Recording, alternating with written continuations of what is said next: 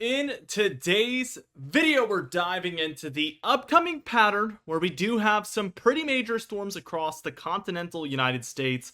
We also have a couple of things to watch for in the tropics, including a tropical cyclone that we've been tracking for about a week now that could be impacting areas across the Caribbean, Bahamas, or even the southeastern, or even up further north up the east coast of the United States. So these are all some things we're going to be watching throughout this video. Now, we have some big updates from the National Hurricane Center later on in this video to take a look at, so be sure to stay tuned for that. We also see a pretty big update from a lot of our modeled guidance regarding the tropics as well, all of which is mostly coming up towards the end of the video. Let's take a look at things, and as we take a look at tomorrow afternoon on July 31st, the final day of July on Wednesday. Absolutely unbelievable. We do have some storms across the upper Midwest and northern plains here that you can see are pretty strong in intensity. The darker greens obviously indicating heavier areas of rainfall. Definitely something that we're going to be tracking and watching for tomorrow. And we can also see that the southeast has its own fair share of thunderstorms ongoing. And the northeast as well. Into the southeast of Canada, these areas are also seeing quite a bit of storminess. So a trifecta there of areas seeing impacts. We do see that by Thursday, August 1st, in just a couple of days now, a final month of meteorological summer. So we are ever so close to the fall time now. Probably about time we do a fall time update, but we've been so focused on the tropics that we've had no time. We do see that the four corner states are dealing with quite a bit of thunderstorm activity. Overall, definitely something that we are going to be watching for as this kind of monsoon season gets started, or it's been a little bit underway for a while now. We do see that the Midwest into the Great Lakes area is seeing thunderstorms, so this is kind of expanded eastward. And if you're in the east, along the east coast or kind of the eastern Gulf there, don't be surprised if there is a isolated thunderstorm or two throughout some of these areas. Definitely looking a little bit stormy for a lot of regions here. As we take this towards Friday, August 2nd, this is when we can really see things kind of moving towards our area and getting pretty close. We can see that there is this tropical activity for some of the southern Bahamas, nearby Cuba, nearby Dominican Republic and Haiti here. So kind of just this area in general, we're seeing some broad low pressure and some rotation in there. This is going to, on this model run, develop and move northward. So we'll be watching closely for this. We also see that there is just overall a lot of thunderstorms around for the east, regardless of that storm. So we are still seeing storminess here. That's kind of been the forecast, unfortunately, as we're looking ahead of this storm, is that there's going to be a lot of thunderstorms ongoing right ahead of the arrival. So obviously bad news there. Saturday on the 3rd, we see that this area of kind of thunderstorms in the tropics is moving northward here into the Bahamas and areas east of there. It's still very, very broad. And we see some thunderstorms ongoing from the Gulf Coast here up the Mid-Atlantic into the northeast as well. As we take a look at Sunday here on July 4th, or August 4th, better yet, what we're seeing is this is beginning to become organized here just off the southeast coast. And we see this is awfully close to impacting the Carolinas, perhaps, where we're already seeing very intense thunderstorms for these areas. Let's just see how it progresses. We see over the coming hours there, Monday, it comes very, very close, but it does get shoved offshore, thankfully. So that has continued to be the trend here from this European model. We will look at other models today, kind of comparing them. But we do see that this one is still a little bit offshore, thankfully. Rather developed by this point, though, on the 5th into the 6th of August. We do see some Rocky Mountain thunderstorms ongoing, so definitely something that we're going to be tracking.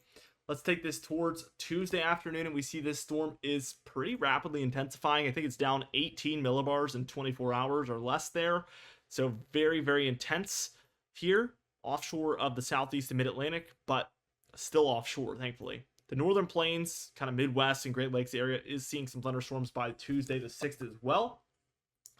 Let's take this finally towards Wednesday on the 7th, and we see that this storm has dropped again by at least 10 millibars all the way down to 983. So some very, very quick dropping in pressure here. Very, very quick development, which is kind of what we've been calling for over the coming days. nearly rapid intensification, the literal term of rapid intensification. I think it's quite rapid, but there is an actual terminology that has specific requirements, and it's nearly at that by this point. So very, very quick development. Here's Thursday on August 8th, and we see overall the continental United States, after this tropical threat is all said and done, does look to get quite stormy here throughout some of the Rockies, the Plains, the Midwest here. Even the Ohio Valley up into the Northeast, we're seeing quite a bit of this. Also, we're underway of a pretty intense cooldown as well by this point, so very interesting. And it looks like a lot of this storminess is going to shove its way further southward here after that point for Friday on the 9th. Here's the GFS model. I wanted to take a look at what this tropical cyclone does here. And it's easy to miss. It doesn't move into the Bahamas at all. I'll draw in the yellow what the European model did, approximately. Saw something like this, and then kind of like a offshore path here. Something like that. It wants to meander off the coast there. Now, where we see it on the GFS model, just to give you an idea of how spread apart the solutions are right now, it's going to move somewhere into like the Gulf of Mexico here for now. And then it's going to do like a little twirl, end up back in the middle of the Gulf, and then really rapidly intensify into a major storm and then hit the Gulf Coast. So pretty wild solution, but that is kind of what we see here. So moves into the Gulf, develops there, drops from 1,004. Let's see. 1,004 down to a 989 millibar low pressure center there in 24 hours here by Thursday, August 8th. And then it drops even lower down into the 970s and eventually 60s and even, I think, 50s here. Yeah, that's a 958 millibar low pressure center striking Louisiana. So this would likely be a major hurricane on this solution striking Louisiana. So a very far stretch from what that European model showed. Like I said, it kind of ends up over here, breaks up a little bit, and then kind of re-enters the Gulf and then re-hits the Gulf Coast here. So something like that is what we see on the GFS model as of this current 18Z run.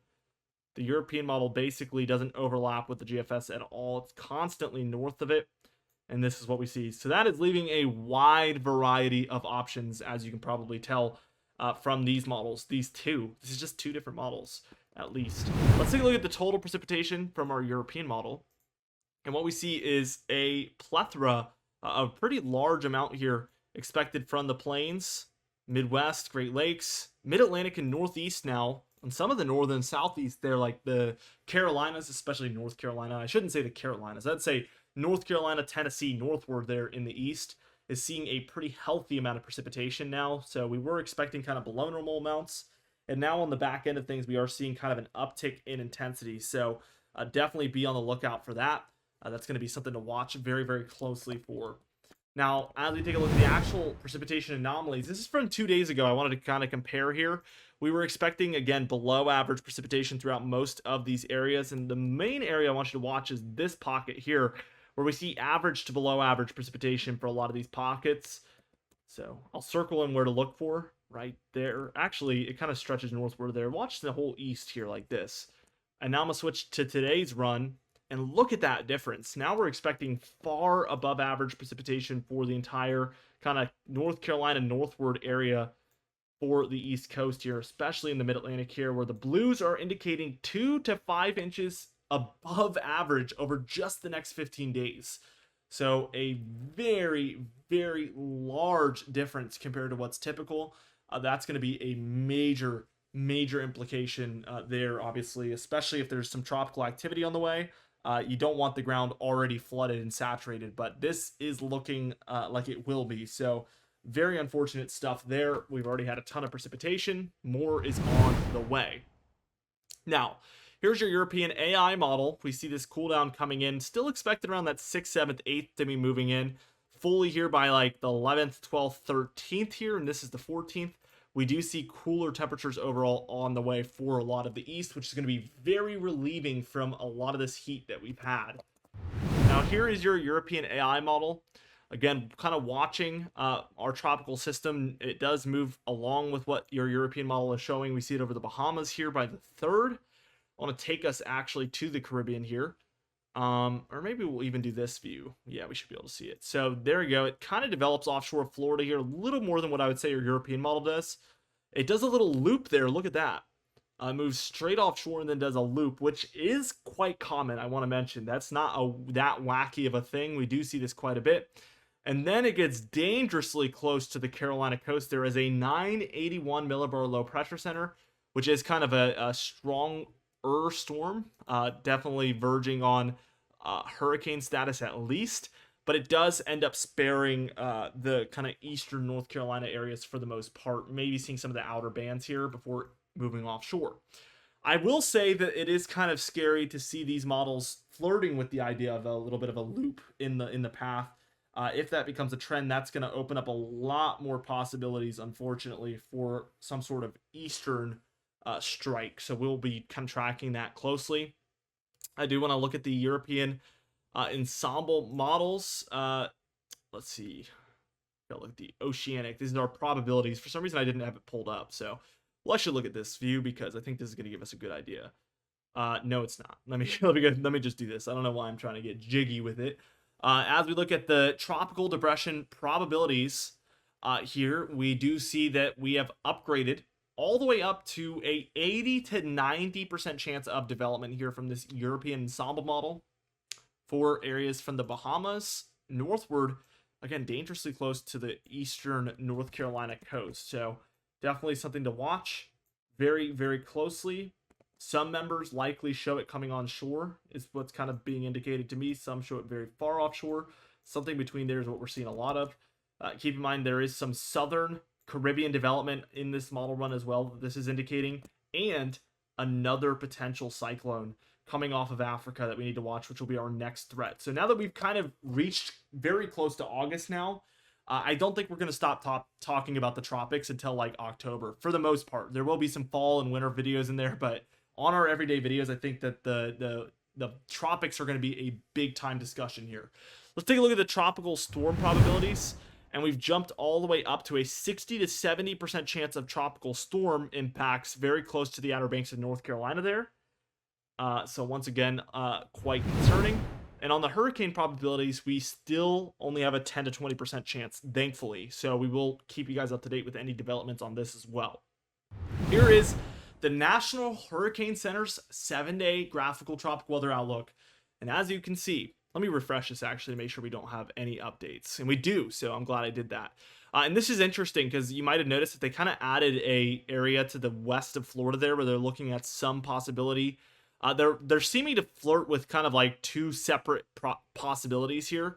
One heading into the Gulf there, like the GFS, and one heading towards the East Coast potentially, like the European model. We still remain at a 0% chance over the next 48 hours, of course, because it's not even close within the next 48 hours. But over the next 7 days, they are giving it a 60% chance of development, so better than 50% odds, obviously. So a pretty decent chance that we do see this one ending up developing. So very interesting. Glad I refreshed that. It seems like they're maybe expanding this thing a little bit further west with some possibilities heading into the Gulf.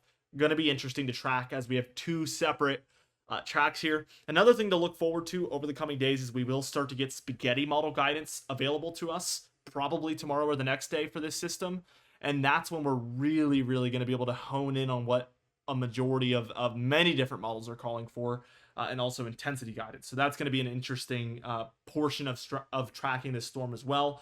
I'm looking forward to tracking it with you guys for sure, of course, as we already have been for many days now. Be sure to subscribe. We do upload every single day. And again, we will be definitely diving into this storm for over a week. You can even hit the bell icon for daily notifications when we upload so you never miss one. Be sure to like the video if you did enjoy it. Leave a comment down below, and I'll see you guys in the next video.